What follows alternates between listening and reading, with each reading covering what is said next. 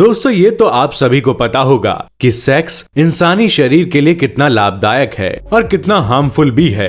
पर क्या आपने कभी सेक्स करते समय उपयोग होने वाले कॉन्डम के बारे में सोचा है? वैसे ये तो सभी को पता होगा कि इसका उपयोग एक गर्भ निरोधक की तरह किया जाता है, पर क्या कभी आपने सोचा है कि आखिर ये कैसे बनते हैं और कितने तादाद में बनते हैं? और अगर हाँ, तो ये वीडियो सिर्फ और सिर्फ आपके लिए है जनाब। और इतना ही नहीं, आज के इस वीडियो में हम इन सवालों के जवाब तो देंगे ही, साथ ही कॉन्डम से जुड़ी कुछ महत्वपूर्ण बातें भी बताएंगे। इसलिए प्लीज ब्राइट ज्ञान की इस वीडियो को अंत तक देखिएगा, क्योंकि आपके काम की बात है जनाब। दोस्तों, कॉन्डम हमारे देश में निरोध नाम से भी जाना जाता है और ये एक बर्थ कंट्रोल टूल है। पर इसका उपयोग करने का एक और लाभ ये है कि यह बर्थ कंट्रोल टूल के साथ साथ ही आपको कई सारी सेक्सुअल ट्रांसमिशन से होने वाली बीमारियों से भी बचाता है। और हाँ, सेक्सुअल ट्रांसमिशन से होने वाली बीमारियां कोई साधारण बीमारियां नहीं होती, बल्कि ये आपके लिए जानलेवा तक साबित हो सकती हैं।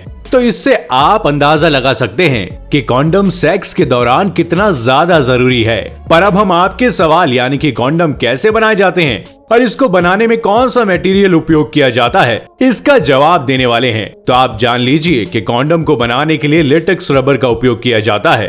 कॉन्डम के बनने से पहले उसमें उपयोग होने वाले सभी रॉ मटेरियल की क्वालिटी को परखा जाता है कि सब सटीक है ना। और अगर रॉ मटेरियल की क्वालिटी अच्छी है तब तो उसे उपयोग में लिया जाता है, अन्यथा दूसरा रॉ मटेरियल उपयोग किया जाता है। और फिर उस रॉ मटेरियल्स का यूज कर मिक्सिंग मशीन के द्वारा कंपोजिट पेस्ट बनाया जाता है। मिक्सिंग मशीन में छोटी छोटी सिरामिक की बॉल्स पहले से ही मौजूद होती हैं।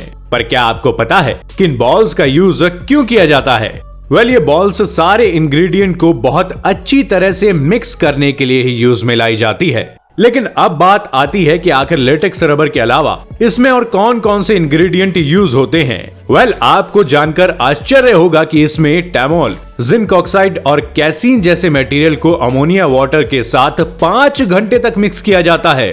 अब मैं आपसे एक सवाल करना चाहता हूँ कि क्या आपने कभी सोचा था कि छोटे से पैकेट में आने वाले कॉन्डोम को बनाने के लिए इतने सारे रॉ मटेरियल्स का उपयोग होता होगा? अगर सोचा है तो कमेंट सेक्शन में जरूर बताकर जाना, क्योंकि छोटा चेतन बड़ी कमाल की चीज है। चलिए तो इसके बाद इस कंपोजिट पेस्ट को नेचुरल लेटेक्स के साथ बड़े बड़े टैंक्स में मिलाया जाता है। और हाँ, आपको जानकर थोड़ी हैरानी होगी कि एक टैंक में लगभग 2000 लीटर नेचुरल लेटेक्स होता है। और फिर इस कंटेनर में मौजूद सॉल्यूशन को 5 दिनों के लिए 60 डिग्री सेल्सियस के तापमान पर मिक्स और मैच्योर किया जाता है। पर शायद ही आपको पता हो, इस बारे में जानकारी हो कि सॉल्यूशन को मैच्योर करने से उसमें यदि कोई कमी या डिफेक्ट है तो उसका पता चल जाता है।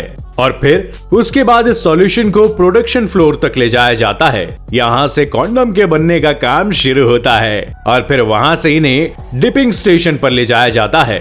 डिपिंग स्टेशन से गुजरने के बाद इन कॉन्डम्स को आकार दिया जाता है और बाद में तो आकार चेंज भी कर सकते हैं आप। खैर, शायद आप ना जानते हो कि इनका आकार ग्लास के द्वारा बने हुए साँचों यानी कि ग्लास मोल्ड के जरिए दिया जाता है। लेकिन शेप देने के पहले ग्लास मोल्ड को बहुत ही अच्छे तरीके से साफ किया जाता है। इनके साफ होने के बाद इन्हें उस सॉल्यूशन में डुबाया जाता है और फिर 90 डिग्री के तापमान पर रख ड्राइंग चेंबर में सुखाया जाता है। दोस्तों, इस ड्राइंग और डिपिंग की प्रोसेस को 2 बार रिपीट किया जाता है, लेकिन इसे 2 बार रिपीट सिर्फ और सिर्फ इसलिए किया जाता है ताकि इनका शेप और थिकनेस ठीक तरीके से दी जा सके। और इनकी शेप और थिकनेस देने के बाद इन कॉन्डम की बीडिंग की प्रक्रिया शुरू हो जाती है।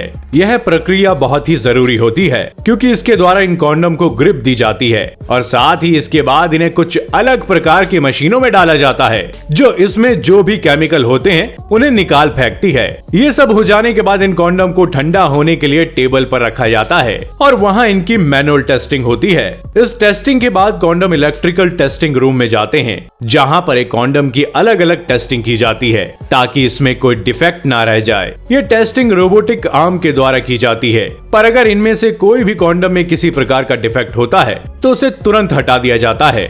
ये सारी प्रक्रियाएं हो जाने के बाद इन कॉन्डम को फ्लेवरिंग और पैकिंग के लिए भेज दिया जाता है ताकि आपको जो भी फ्लेवर पसंद है वो आप पिक कर सकें। पर पैकिंग से पहले इन कॉन्डम को वाटर टेस्ट का सामना करना पड़ता है और उसके बाद इसका बर्स्टिंग टेस्ट होता है। अगर आप उन लोगों में से हैं जिन्हें ये नहीं पता, तो मैं आपको बता दूं कि बर्स्टिंग टेस्ट में इन कॉन्डम में हवा भरकर इन्हें टेस्ट किया जाता है कि कहीं वो कमजोर तो नहीं। फिलहाल उसके बाद आपका कमजोर होना हमारी गारंटी नहीं है, जिसके बाद फिर अंत में इसको फिजिकल टेस्ट के लिए भेज दिया जाता है, जहां इनकी लंबाई और चौड़ाई नापी जाती है। इन 3 टेस्ट के बाद इन्हें फोल्डिंग और पैकिंग के लिए भेज दिया जाता है। दोस्तों, अब आपको ज्ञान की बात बताता हूँ कि ये बहुत ही यूजफुल बर्थ कंट्रोल टूल है और अगर शायद ये इन्वेंट नहीं हुआ होता तो आज भारत चीन को जनसंख्या के मामले में कब का पीछे छोड़ चुका होता। और कॉन्डम का आविष्कार अब तक की सबसे यूनिक खोज में से एक है। ये तो इसी से मालूम चलता है कि कॉन्डम के एक साल में लगभग 2 बिलियन से ज्यादा पीसेस उपयोग में लाए जाते हैं, जो बताता है कि इस दुनिया में रहने वाले लोगों ने कॉन्डम को न सिर्फ अपनाया है बल्कि इससे जनसंख्या की बढ़ोतरी पर भी रोक लगाई है, जो कि मौजूदा समय के हिसाब से एक सराहनीय काम है। तो दोस्तों, ये थी हमारी एक और इंटरेस्टिंग और जबरदस्त यूनिक वीडियो,